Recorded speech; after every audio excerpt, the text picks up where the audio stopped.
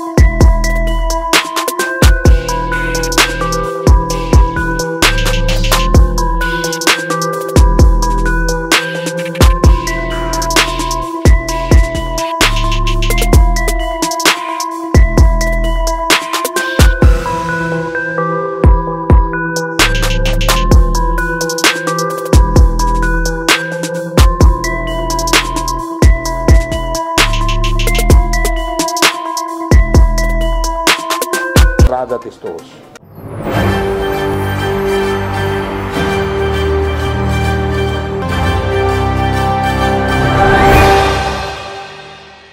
आदरणीय दर्शकबिन नमस्कार, म दीपक गुरुङ। अहिले पछिल्लो अवस्था हेर्ने हो भने नेपाली राजनीतिमा चाहिँ टेप प्रकरणले चाहिँ एक पछि अर्को गर्दै चाहिँ टेप प्रकरणहरू चाहिँ निस्किरहेका छन्, त्यो पनि ठुला ठुला नेताहरूको। खास यो चाहिँ के भइरहेको छ त नेपालमा, यो चाहिँ जनताहरूले भनिरहेका छन्। हामी यही विषयमा कुराकानीका लागि हुनुहुन्छ पूर्व प्रहरीका एसएसपी जासुस भनिन्छ वा सिआइडी पनि भनिन्छ, एसएसपी किवाङ हाङ राई हुनुहुन्छ। उहाँसँग हामी यही विषयमा विशेष कुराकानी गर्दैछौँ। सर, हजुरलाई स्वागत छ। धन्यवाद। तपाईँले जहिले नै मेरो पद भन्नलाई अलिकति मिस्टेक गर्नुहुन्छ। म गुप्तचर विभाग अर्थात् राष्ट्रिय अनुसन्धान विभागको एसएसपी हो। जासुस पनि हुनुहुन्छ तपाईँ? जासुस भन्छ, गुप्तचर भन्छ, इन्टेलिजेन्स अफिसर भन्छ इङ्ग्लिसमा, होइन। स्पाई भन्छ, तर स्पाई भनेको अब सरकारको विरुद्ध अर्को सरकारले अर्को सरकारको विरुद्धमा लगाउने स्पाई भन्छ, होइन। कति वर्ष स्पाई गर्नुभयो नेपालमा? जम्मा 30 वर्ष मात्रै। 30 वर्ष। त्यसपछि तपाईँको कार्यकाल सकियो। अब हामी यता कुराकानीपट्टि लाग्छौँ। हजुर। जुन खालको पछिल्लो अवस्थामा नेपालमा चाहिँ अहिले नेपाली राजनीतिमा नेकपाभित्रको अन्तर्द्वन्द्वको कारणले चाहिँ विभिन्न नेताहरूलाई चाहिँ आरोप प्रत्यारोप आइरहेका छन्, भनिरहेका छन्। जुन भर्खरैमा त एउटा टेप प्रकरण, नेकपाको प्रवक्ता ज्यूको चाहिँ एउटा टेप प्रकरण बाहिर आएको छ, अडियो टेप। यो विषयलाई चाहिँ कसरी लिनुहुन्छ? उहाँले चाहिँ भन्नुभएको छ मलाई चाहिँ फसाउन लागि भनेर भन्नुभएको छ। तपाईँले कसरी बुझ्नु भएको छ? तपाईँ एउटा हिजोको प्रहरीको जासुस एसएसपी पनि भएको हिसाबले एकदम क्लियर जनताले बुझ्ने गरी छिमलेर भनिदिनु न। अब यो चाहिँ अति भइसकेपछि नेपाल आमा धरती माता बोल्न थालेको हो। भगवानले पनि पहिले थुन्चेले छोप्दै गर्दा अति भइसकेपछि डोकोले छोपेपछि उदाङ्गो हुन्छ अरे। अब यी नेताहरूको अत्याचार चाहिँ अब भण्डाफोर हुँदै गरेको हो।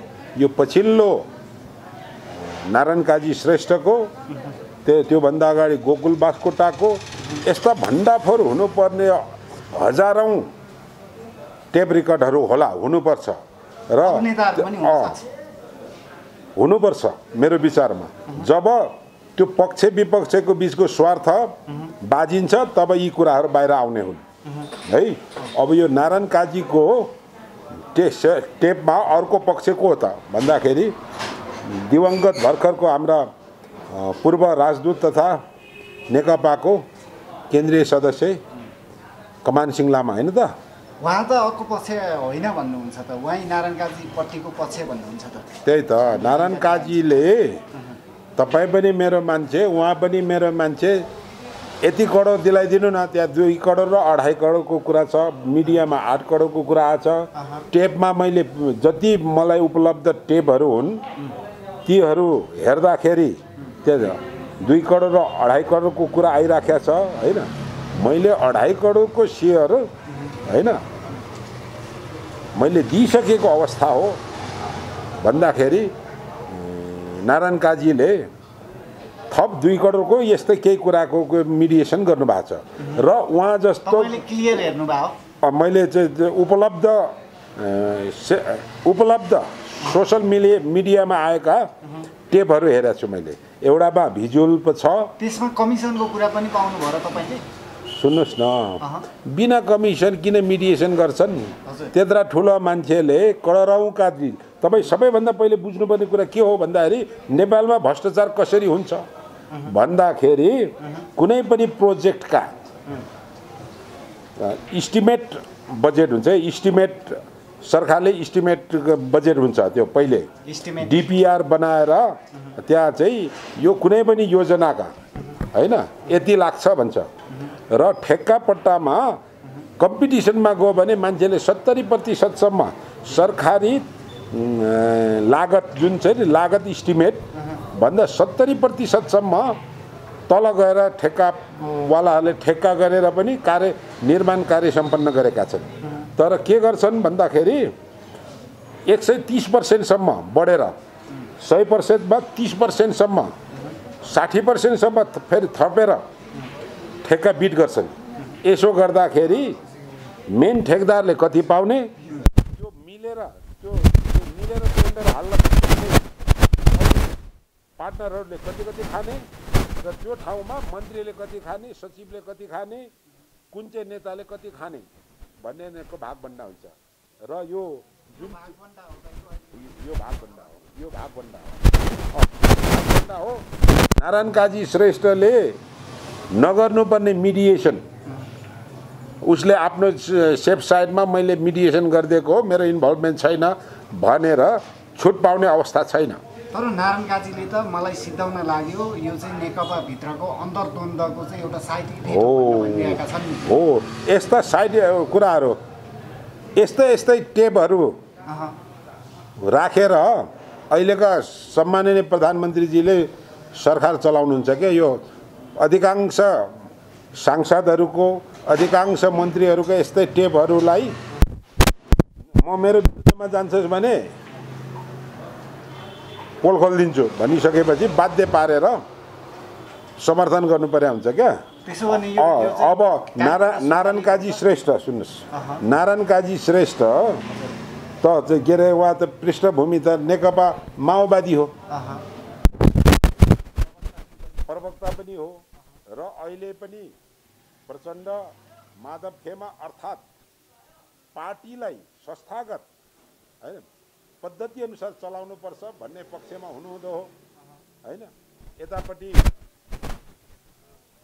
केपी शर्मा ओली एन्ड कम्पनीहरू 5 वर्षसम्म मनपरी गर्न पाउनुपर्छ, आइ एम द स्टेट भन्ने हिसाब किताब होला हैन। भनेपछि त्यस स्थितिमा यो सिक्का प्रयोग भएको हुन सक्छ। यो विषयमा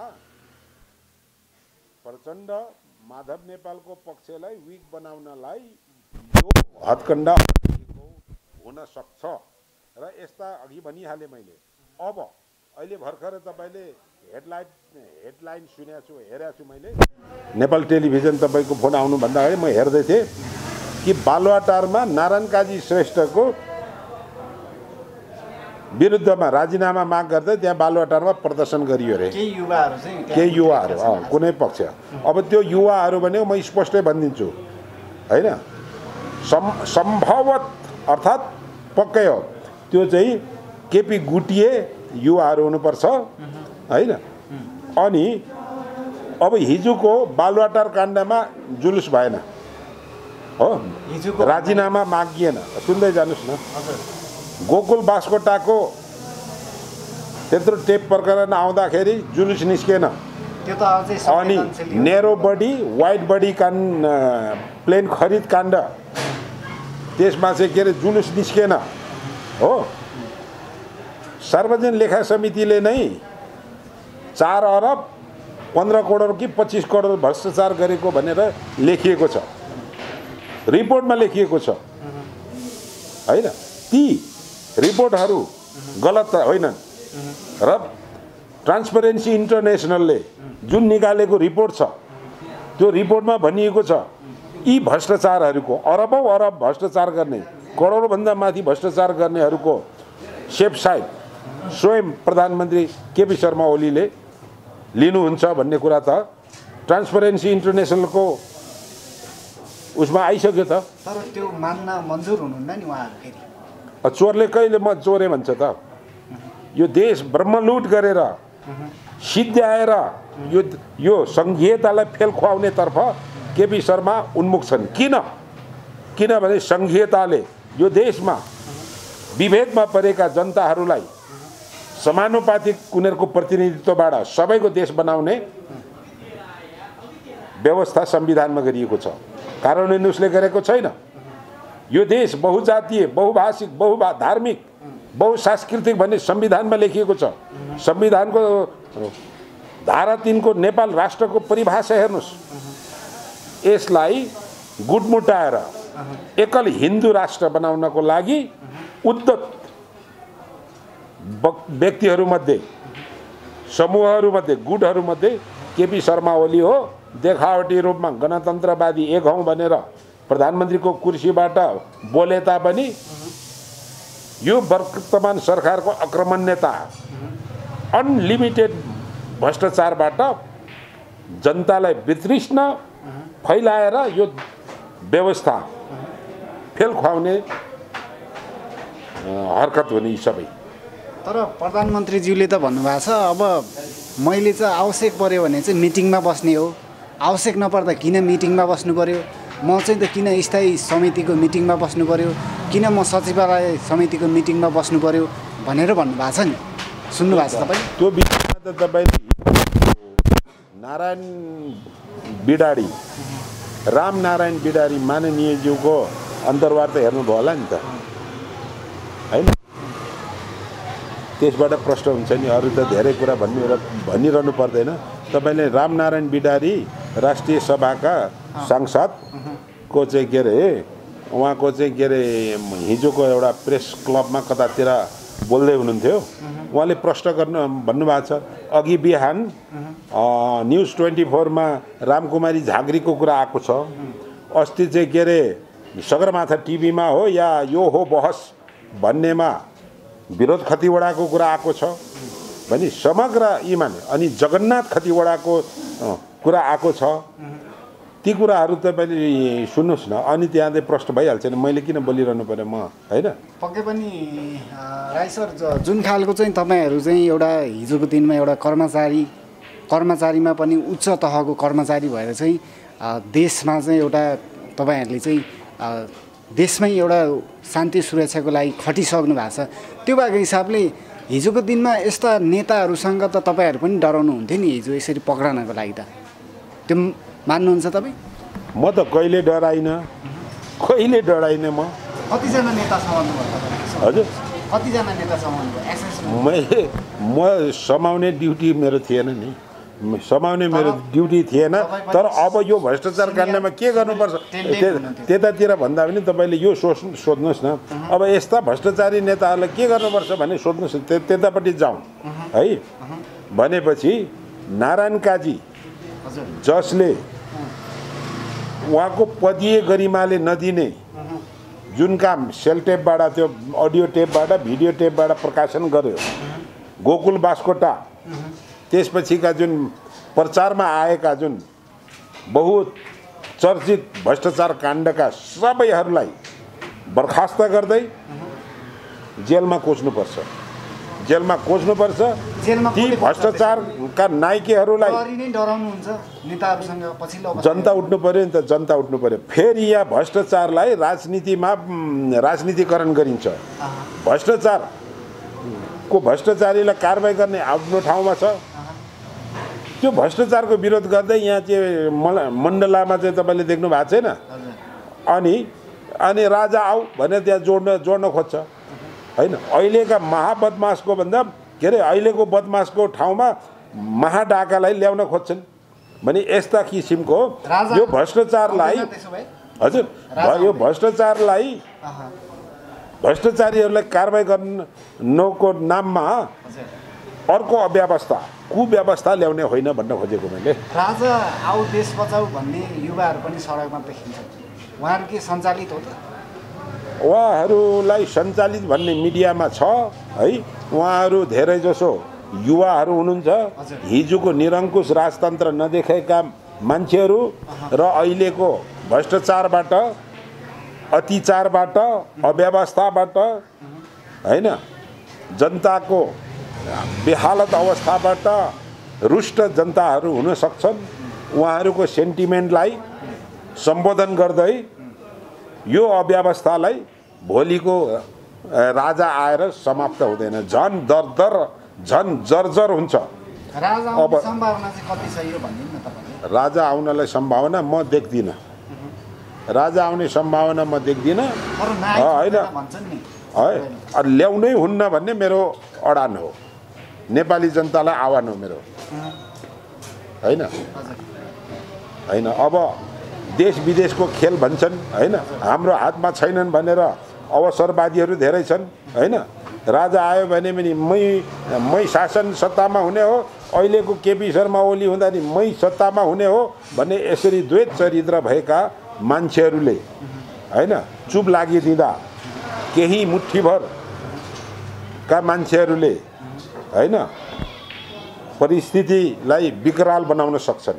त्यो कुरामा नेपाली जनता सुसूचित हुनुपर्छ। अब राजाको पृष्ठभूमिको बारेमा नेपाली जनताले थाहा पाउनुपर्छ। मैले आजभन्दा 5 वर्ष अगाडिदेखि वर्तमान यो जुन छ राजा आओ देश बचाउको चाहिँ नारा लगाउने मित्रहरूलाई मैले भन्दै आएको छु। एकपल्ट यो पशुपतिनाथ एरियामा श्रीपाद युवराज धीराज पारस वीर विक्रम शाहदेवको जय होस् भन्दै चाहिँ ब्यानर टाकिएको छ। मैले भने यो त नपाएको पगरी हो होइन। अहिले युवराज धीराज कहाँ हुनुहुन्छ? उहाँ त पूर्व युवराज हो। यसरी तपाईहरू है राजा नै चाहनुहुन्छ भने नेपालीको जनताको छोरालाई राजा बनाउनुहोस्। हिजोका लोभी पापी महासामन्त होइन, हत्यारा, गजडी आदि इत्यादि मूर्ति चोर अनेक पृष्ठभूमि भएका व्यक्तिलाई राजा बनाउनु हुन्न। बरु मलाई बनाउनु राष्ट्रपति नभएर राजा। म मेरो आफ्नो सम्पत्ति पनि राष्ट्रको नाममा लेखिदिन्छु। एसएसपी किवाङ राईलाई चाहिँ राजा बनाउनु पर्यो अब त्यसो भने जनता होइन। एउटा तर्क के भन्दाखेरि त्यस्तो व्यक्ति आउनु पर्यो जसले आफ्नो सम्पत्ति पनि राष्ट्रको नाममा लेखिदियोस्, जसले यो अकुट सम्पत्तिमा लोभ नगरोस्, भत्ता नखाओस्, करोडौँको खर्च लगाएर कार्गेट नडुलाओस्, सार्वजनिक कार्यक्रममा जाँदाखेरि साझा बस चढेर जाओस्, दैनिक 2-4 घण्टा पैदल हिँडेर जनताको सुख दुःख बुझोस्। राष्ट्रपति त्यस्तो होस् या त राजा त्यस्तो होस् है। पूर्व राजाले चाहिँ आफ्नो सबै श्री सम्पत्ति चाहिँ जनताको नाममा गरिदियो भने चाहिँ तपाईँ राजा ल्याउनलाई चाहिँ मन्जुर हुनुहुन्छ? त्यसो भने त्यस्तो हुनु पर्यो, गरेर देखाउनु पर्यो नि, त्यसबेला विचार गरौँला। मेरो आह्वान त्यही हो, च्यालेन्ज त्यही हो, चुनौती चाहिँ त्यही हो तपाईँ। त्यही हो। त्यसो त अब यहाँनिर चाहिँ यो टेप प्रकरणको कुरा आइरहेको छ पछिल्लो अवस्थामा। ठुला नेताहरूको अझै पनि अन्य नेताहरूको पनि स्थिति धेरै होला नि, खुल्छै खुल्दैन त? अब सबैको हुन्छ। त्यो चाहिँ जसको हातमा टेप छ त्यो व्यक्ति को हो र उसले प्रयोग गर्ने परिस्थिति के हो त्यो कुरा बुझ्नु पर्यो होइन। अब गोकुल बास्कोटाको सेल टेप कसरी आएको तपाईँ बुझ्नुहोस्। जब यतापट्टि 70 करोडको अवसर दिँदै त्योभन्दा धेरै खान खोजेर त्यो कम्पनीलाई नदिने अवस्था पुग्यो। गोकुल बास्कोटाले यतापट्टि त्यति फिक्स गर्यो, त्योभन्दा 1-2 अरबै खाने हिसाब किताबले अर्को कम्पनीलाई सँग कुराकानी चल्दै गर्दाखेरि मरेपछि लम्पसार भने जस्तो यसै पाउँदिन उसै पाउँदिन भनेर खल्तीमा राखेको टेप निकालिदियो। अब आफ्नो उस होइन त तपाईहरूलाई अर्थात् सरकारलाई अर्थात् सञ्चार मन्त्रीलाई 70 करोड होइन 25-30 करोड 30-35 करोड त हामीले पनि राख्नु पर्यो नि भनेपछि 25-30 करोडको लोभमा त्यो सेलटेप खल्तीमा लुकाइएको थियो। तर त्यो पनि नहुने भइसकेपछि बाहिर आयो। अहिलेको सेलटेप होइन अहिलेको सेलटेप आएको प्रचण्डको पक्षधर भएको स्थितिमा यो आएको भन्ने मेरो अनुमान छ र आज बालुवाटार अगाडि राजीनामा माग्नुको पछाडि त्यो युवाहरूको पछाडि त्यही समूह परिचालित छ भन्ने मेरो ठोकाइ हो। के अरे नारायण काजी श्रेष्ठलाई चाहिँ फसाउनै लागेको हो त? फसाउनु भन्दा पनि अब फसे भन्नु पर्यो। उसले नगर्ने काम गर्यो नि त। त्यत्रो ठुलो नेता भएर त्यहाँ कमिसनको कुरा त काहीँ पनि छैन भन्नुहुन्छ नि त कतिपयले त। त्यहाँनिर चाहिँ दुई पक्षको परिवारलाई चाहिँ मिलाइदिने कुरा मात्रै छ भन्नुहुन्छ नि त। त्यो एक्सपोज भएको कुरामा त्यतिसम्म हो। तर त्यो कामै गर्नु हुँदैन थियो के नारायण काजीले। हजुर होइन केही सिप नलागेर चाहिँ उहाँले चाहिँ मिलाउन चाहिँ अनि जानुभयो। उहाँ मिडिएटर हो त। उहाँ मिडिएटर हो त। उहाँ राजस्व न्यायाधिकरणको पदाधिकारी हो त। देशको चाहिँ उच्च नेताको हिसाबले त्यति गर्नु मिल्छ कि मिल्दैन उहाँले? अब हेर्नुहोस् है यस्ता चाहिँ कैयौँ बार्गेनिङहरू हुन्छन् यहाँ। कति करोड भन्ने कुरा होइन कति करोड भन्ने कुरा होइन कति अरब भन्ने कुरा। अब हेर्नुहोस् नेपालीहरूलाई कोरोनाबाट मुक्त गर्नको लागि इन्जेक्सन पनि ल्याउनु परेको छ। विश्व संस्थाले नेपाल जस्तो देशलाई निःशुल्क दिने भनिराखेको छ। नेपाल सरकारले 48 अरब बजेट पनि छुटाएको छ। विश्व संस्थासँग नेपाल गरिब देश हो निःशुल्क होइन। अमेरिकासँग बेलायतसँग रसियासँग चाइनासँग सबै राष्ट्रसँग पुकार गरेर यो नेपालीहरूलाई चाहिँ निःशुल्क खोप उपलब्ध हुनुपर्छ। किनकि सुन्नुहोस् न विश्व स्वास्थ्य सङ्गठनले नेपाल जस्तो गरिब देशलाई निःशुल्क खोप उपलब्ध गराइनेछ भने भनिसकेपछि पनि केपी ओलीको राम्रो काम भनियो होइन। त्यसको भोलिपल्ट त्यो त डबल दाम पर्यो। जबकि भारतमा 10 डिब्बे रेल नै त्यसको हाफ दाममा आउँछ भन्ने कुरा आयो। अनि त्यसो भए मिनिमम यो चाहिँ यो वर्तमान सरकारको अर्थात् केपी शर्मा ओलीको क्याबिनेटको यो सबैभन्दा सानो कलमको भ्रष्टाचार छ। 32 करोड चाहिँ देखिने भयो भ्रष्टाचार भनेर मैले सामाजिक सञ्जालमा लेखेको थिएँ। त्यसको भोलिपल्ट भारतीय रेल मन्त्रीले के भने यी दुईटा रेल भनेको यी नेपालले खरिद गरेको होइन, यो त इन्डियाले मित्रता स्वरूप सहयोग प्रदान गरेको भन्ने कुरा भारतीय रेल मन्त्रीको कुरा आयो। यतापट्टि 42 करोडको बिल छ। अब हेर्नुहोस् यसरी हरेक कुरामा यो वर्तमान सरकारले भ्रष्टाचार गर्दैछ। नेपाली जनताले खोप लाउनुपर्छ, निःशुल्क पाएन भने किनेरै गर्नुपर्छ, त्यो ठिक छ। तर त्यसमाथि नियत त्यो खोप किन्ने क्रममा भ्रष्टाचार नहोस् भन्ने मेरो सुसूचित चेतावनी हो भन्न खोजेको कुरा मैले त्यो हो। राइसर जुन खालको नेपालमा चाहिँ जता हेरे पनि जे सामान खरिद गर्दा पनि यो कमिसनको खेला देखिन्छ। देशमा चाहिँ के कानुनै नभइरो हो कि त प्रहरी प्रशासन कमजोर भइरो फितलो भइरो के देख्नुहुन्छ तपाईँ? होइन अहिले त ब्रह्मलुटै भयो त ब्रह्मलुटै भयो। तपाईँले 2टा नगरपालिकाको चाहिँ कोरोना बजेटको खर्चको कुरा एक्सपोज आएको छ। अरू नगरपालिका अरू गाउँपालिकाको आएको छैन होइन। गाउँपालिकादेखि लिएर नगरपालिकादेखि लिएर अनि केन्द्रीय सरकारसम्म भ्रष्टाचारै भ्रष्टाचार। 5% 10% कुनै पनि योजनामा कुनै पनि खरिदमा त्यो व्यापारीहरूले आफ्नो मुनाफाबाट कट गरेर कमिसन दिने गर्छन्। तर सुन्नुहोस् यहाँ, तर सुन्नुहोस् न, तर प्रक्रिया मिलाएर यहाँ अरबको कमिसन हान्छन्। तपाईँ पहिले म अख्तियार द्रव्य अनुसन्धान आयोगमा म हुँदा मैले यो प्लेनको चाहिँ के अरे जुन भाडामा प्लेन लिने क्रम थियो, त्यो भाडामा दिने रेन्टमा दिने प्लेनले $90 पाउने, यतातिर 146 कुनै ठाउँमा 210 प्रति घण्टा डलर बढाएर त्यो आरएनएसी का बोर्डका डाइरेक्टरहरू सबैलाई, कर्मचारीहरू सबैलाई, पर्यटन मन्त्रीका त्यो मन्त्रालयसम्मलाई भाग बढ्न पुग्थ्यो। तपाईँ अस्ति हेर्नु होला, यो अहिलेको वर्तमान माननीय योगेश भट्टराई मन्त्री भएपछि आरएनएसीले लिएको कति 80,000 कति हो, $1,25,000 को बिल बनाएको छ भन्ने कुरा मिडियामा आएको छ भने यसरी ब्रह्मलुट भएको छ। त्यसैले सारा भ्रष्टाचारीहरूलाई नङ्गाएर जनताले कारबाही गर्नु पर्यो क्या। पत्रकार महोदय, सञ्चारकर्मी, यो कुरामा लागौँ न। जनताले त आवाज उठाइ छ, सम्बन्धित निकायले यसमा चाहिँ ध्यान किन पुगेन? सम्बन्धित निकाय भनेको त्यही भ्रष्टाचारी छ त। तपाईँहरू जस्तै चाहिँ गुप्तचर विभागले त्यो राजस्व पुगेन त्यहाँसम्म।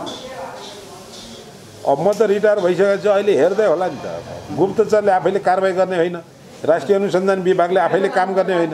उसले त रिपोर्ट ल्याएर फेरि त्यही प्रधानमन्त्री कार्यालयमा बुझाउने। पहिले गृह मन्त्रालयमा थियो, अहिले त त्यही प्रधानमन्त्री कार्यालयमा बुझाउँछ। अनि प्रधानमन्त्रीले नै बनाएको अथवा प्रधानमन्त्रीकै गुटको भ्रष्टाचारको रिपोर्ट अब बुझाउने हिम्मत गर्छ कि गर्दैन? म भए त बुझाउन सक्थेँ। तपाईँले बुझाउनु भयो, तपाईँको कार्यकाल बुझाउन सक्थेँ होइन। त्यसपछि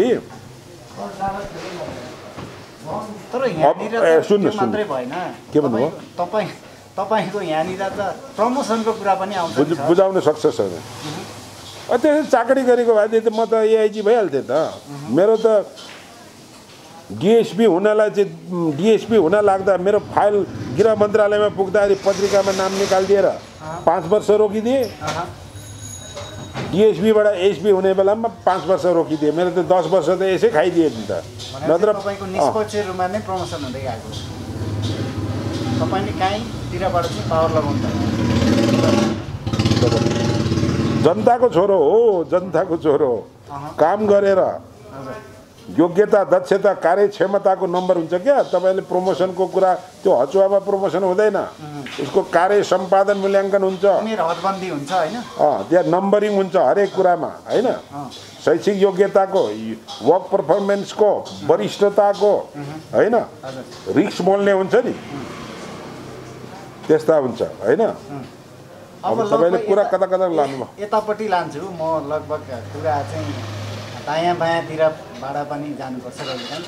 जुन खालको चाहिँ नारायण काजीपट्टि नै जान्छु। अब नारायण काजीको चाहिँ भोलिको अवस्था कस्तो आउँला होइन?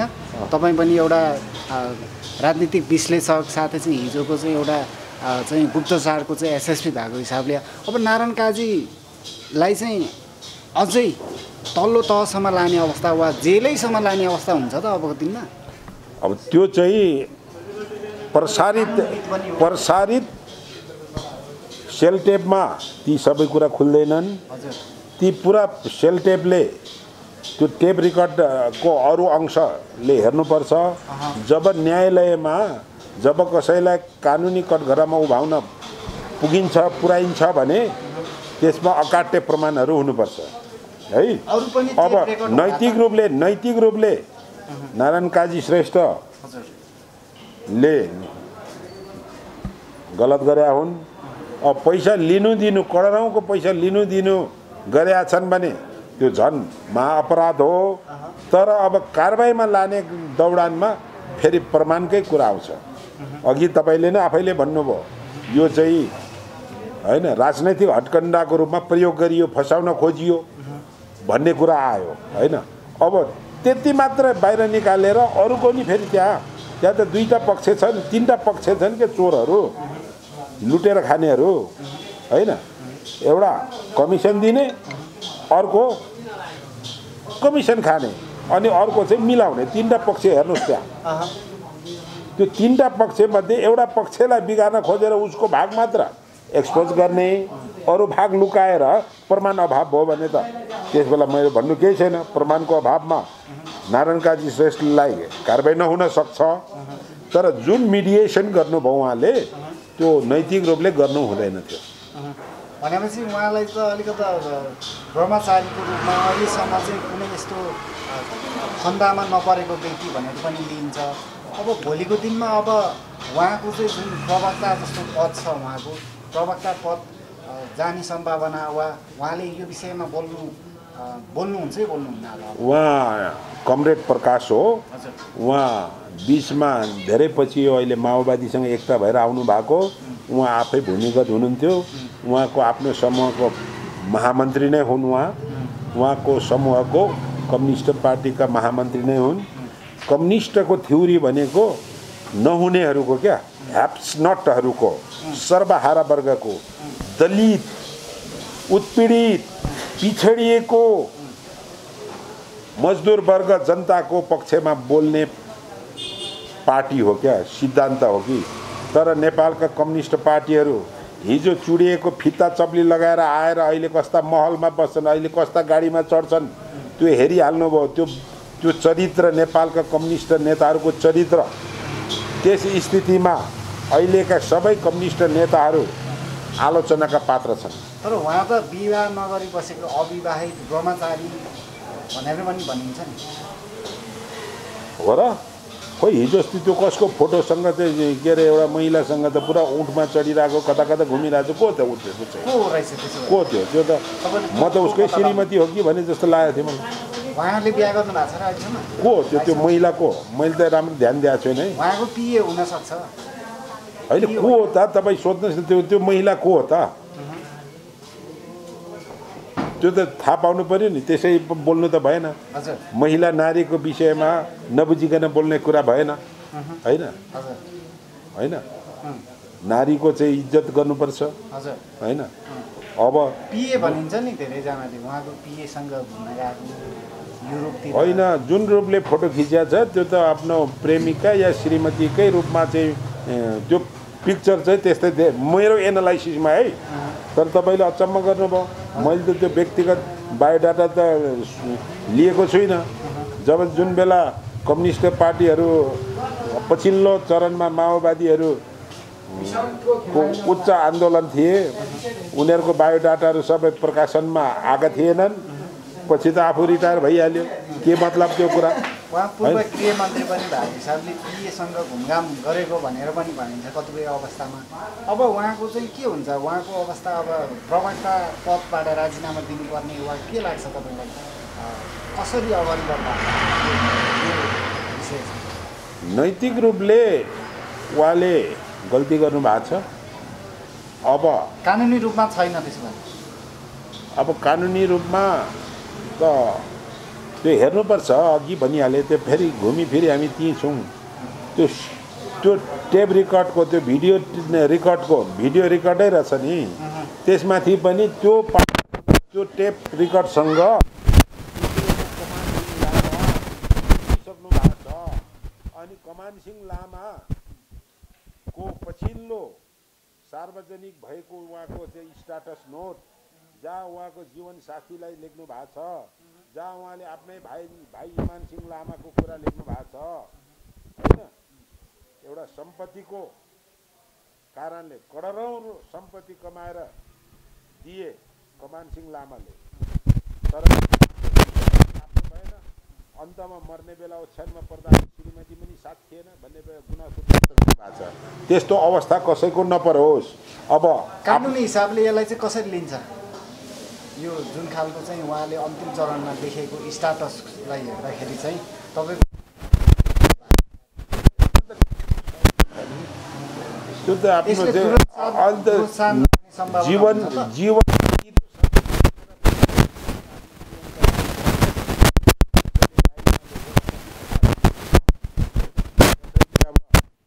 सामाजिक सञ्जाल भएको हुनाले आफ्नो जीवनको अधुरो कुराहरू पृथ्वीलाई चक्कर लगाउने सपना रहेछ हैन। मैले देखेको सपना भन्दा धेरै सपना चाहिँ उहाँले देख्नु भएको छ। मैले नि पृथ्वी चक्कर काट्ने रहर छ है। यो कोभिड-19 ले गर्दाखेरि पो बर्बाद भयो त हैन। अहिलेसम्म त हैन, म चाहिँ अहिलेसम्म बेलायतको पुनः भिजिट र युरोपको 5 देशहरू घुम्थेँ म थियो र अस्ति नेपालको बेलायतमा हाम्रो एउटा तेस्रो राष्ट्रिय सम्मेलन हुनेवाला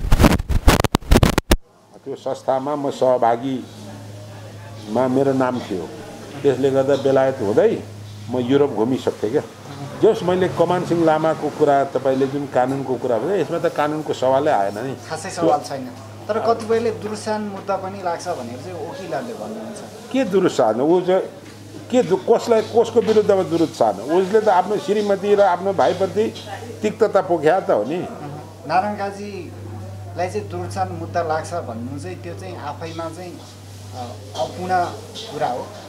नारायण काजी र कमान सिंहको मृत्युको विषयमा पनि आएको छ र मलाई थाहा छैन त्यो विषयमा। थाहा नपाएको कुरा मैले बोल्ने कुरै आएन। अन्त्यमा चाहिँ नेपाली राजनीति चाहिँ अब के हुन्छ त? अब अन्तर्द्वन्द झन् दिन प्रतिदिन बढिरहेको के हुन्छ के हुन्छ त? अब यहाँ त यी सबै अवसरवादी र देश लुट्ने ब्रह्मलुट गर्ने सत्तामा बसेकोले व्यवस्था फेल खुवाउने, अर्कोले फेरि अर्को हैन भ्रष्टाचारको नाममा हिजोको महाभ्रष्टाचारीलाई ल्याउने, सामन्तलाई ल्याउने, यी यावत नचाहिने खेलहरू भइरहेछ। के हुनुपर्छ भन्ने सोध्नुहोस्। यी सारा भ्रष्टाचारीहरूलाई कारबाही गरेर यी भ्रष्टाचार गरेका सम्पत्तिहरूलाई राष्ट्रियकरण गरेर विदेशमा लुकाएका सम्पत्तिहरू ल्याएर नेपाली जनतालाई बाँडिदिएर नेपाल एकातिर परिवारगत व्यक्ति परिवार पनि सम्पन्न बनाउनु पर्यो र विकास कार्यमा लगानी गरेर नेपाल सम्पन्न बनाउनु पर्यो। त्यस्तो खालको राजनीतिक शक्ति सिर्जना गर्नु पर्यो। यहाँ उखु किसानले नै यहाँनिर उहाँहरूको चाहिँ मूल्य पाइरहेको छैन, त्यो त कसरी सम्भव होला? उखु किसान त्यसैले त्यस्ता अकर्मण्य जनताप्रति गैर जिम्मेदार सत्तालाई सत्ताच्युत गर्नु पर्यो। अहिले सकिएन भने आउँदो चुनावमा छ रसातालमा डुबाउनु पर्यो त्यस्तो पार्टी र नेतालाई। म त त्यही भन्छु। दर्शकहरूलाई बुझ्ने गरी के भन्न चाहनुहुन्छ? तपाईँ तर्फबाट आह्वान के गर्न चाहनुहुन्छ? भोलि मात्र काङ्ग्रेसले पनि ठुलो बृहत गर्दैछ सत्ताको विरुद्धमा अहिले सत्ताको। अब शुभकामना दिउँ नेपाली काङ्ग्रेसलाई। नेपाली काङ्ग्रेसलाई एउटा कुरा चाहिँ के दिउँ भन्दाखेरि 17 सालको इतिहास याद गरोस्। 17 साल क्रमिक रूपले काङ्ग्रेसका सेकेन्ड ग्रेडका नेताहरूलाई हत्या गराउँदै प्रथम ग्रेडका नेताहरूलाई जेलमा थुनेर राख्ने, सेकेन्ड ग्रेडका नेताहरूलाई हत्या गराएर काङ्ग्रेसलाई सिद्ध्याएर युगौं युग निरङ्कुश राजतन्त्र लाद्ने, राजतन्त्र फेरि ल्याउने कुरामा सद्बुद्धि काम गरोस्। पछिल्लो चरणमा फलानी काण्डमा गिरिजा बाबुलाई मार्न खोजेका थिए। त्यहाँ गिरिजा बाबु जोगिए, आलम गौतम, सरोज कोइराला, देवान सिंह राई, योगेन्द्र मान सिंह शेरचर, कसको नाम लियो? राम लक्ष्मण बखान सिंह गुरुङका छोराहरू 2 भाइ, तरिका हैन नेताहरू दर्जनौं दर्जन काङ्ग्रेसका नेताहरू राजाको शासनमा मारेर राजतन्त्रलाई स्थायी बनाउन काम भएको थियो। जुन कुरो फेरि त्यस्तै राजतन्त्रलाई ल्याउने जुन कुरामा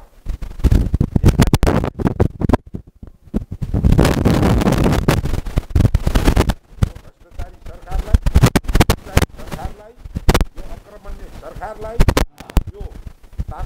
सरकारलाई विरोध गरेकोमा मेरो शुभकामना छ। सफल गरोस्, सत्ताच्युत गरोस् है, जनजीवनलाई अप्ठ्यारो नपारिकन यस्ता अकर्मण्य राजनीतिलाई समाप्त गरोस्। जाँदा चाहिँ तपाईँ पनि हिजोको दिनमा चाहिँ एउटा सुरक्षा निकायको व्यक्ति भएको हिसाबले नेपालको सुरक्षाको अवस्था चाहिँ कस्तो छ अहिलेको अवस्थामा? कतिको सुरक्षित छन् नेपालीहरू, कतिको सुरक्षित छन् नेतागणहरू, अहिलेको नेताहरू चाहिँ? सुरक्षा कर्मीहरूको कामको विषयमा गर्नुभयो भने नेपालको सुरक्षाकर्मीहरू संसारकै दाँजोमा उत्कृष्टमा आउँछन्। संसारमा कि एसियामा? एसियामा संसारमै आउँछन्, किनकि नेपालले चौथो धेरै सेना उपलब्ध गराउने, युनाइटेड नेसन पिस किपिङ फोर्समा धेरै सेना उपलब्ध गराउने, सहभागी गर्ने, सिभिल पुलिस मोनिटरमा नेपाल प्रहरीको योगदान राम्रो छ है। तर के छ भन्दाखेरि गुटबन्दीमा फसेको कारणले, चाकडीमा फसेको कारणले, पदोन्नतिको लागि नेताको आशीर्वाद चाहिने भएको हुनाले अनि उहाँहरूको व्यावसायिक स्किललाई धरापमा पर्ने गरेको छ र त्यो राजनैतिक लाचार छाया नहुन् भन्ने शुभकामना सहित अब नेताहरू त त्यसै सुरक्षित हुनु पर्यो नि। कुनै पनि नेपाली जनताले, कुनै पनि नेपाली नेताले गल्ती काम नगरिसकेपछि नेपाली जनताले आफैले सेभ गर्छ। बदमास, नामी भ्रष्टाचारी जोसँग घुस खान्छ नि, भोलि त्यो घुसकाण्ड कार्य सम्पन्न भयो भने त्यसैले ठोक्छ नि। तपाईँ जसरी यसरी बोल्न सक्नुहुन्न, यसरी मिडियामा आएर कसले? जसले घुस खान्छन् त्यस्ता व्यक्तिहरू बोल्दैनन्, बोल्न सक्दैनन्। उनी त्यो घुस खाएको कुरामा त्यो पस्नको लागि लिक हल्लाउनुपर्छ। मिडियादेखि कि एक कोस तर्केर हिँड्नुहुन्छ? तर्किन्छ। हस्, तपाईँलाई धन्यवाद दिन चाहन्छु सर। ल, धन्यवाद।